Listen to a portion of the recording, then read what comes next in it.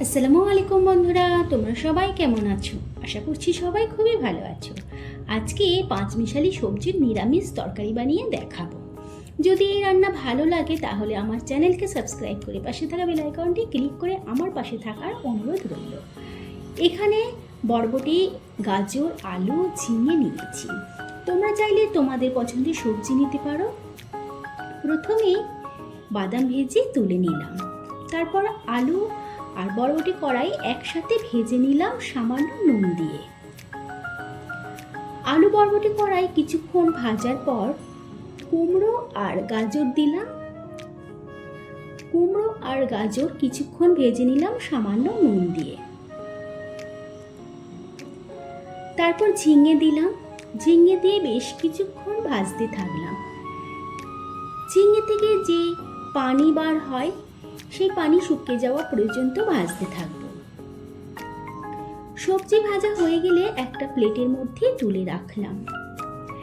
এখন 5 ফোড়ন দিলাম, শুকনো লঙ্কা, তেজপাতা দিলাম, সামান্য পেঁয়াজ কুচি করে দিলাম, কাঁচা লঙ্কা আর আদা গ্রেট করে দিলাম। এখন 1 চামচ ধনে গুঁড়ো, 1/2 চামচ করে লঙ্কা আর জিরে গুঁড়ো, 1 চামচ হলুদ গুঁড়ো দিয়ে পানি দিলাম মশলা কষানোর জন্য। মশলা বেশ ভালো করে শুকনো শুকনো করে কষিয়ে নিলাম। মশলা কষানো হলে ভেজে রাখা সবজি ঢেলে দিলাম। সবজি ভালো করে মশলার সাথে মিশিয়ে নিয়ে কষাতে থাকবো। সবজি বেশ ভালো করে কষানো হয়ে এলে সামান্য পানি দিলাম। তবে ফ্রিজের মধ্যে সবজি যখন কিছু কিছু করে থেকে যায় তখনই এইভাবে পাঁচমিশালি সবজির তরকারি করে রুটির সাথে পরিবেশন করবে। আশা করছি ভালো লাগবে।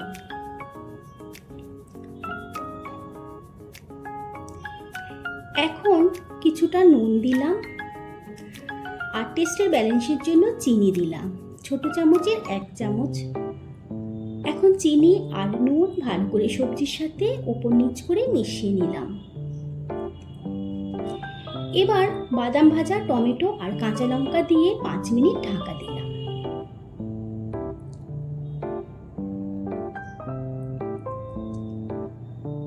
ঢাকা খুলে তরকারি নাড়াচাড়া করে দিলাম। সবজি নরম হয়েছে কি একবার দেখে নিলাম।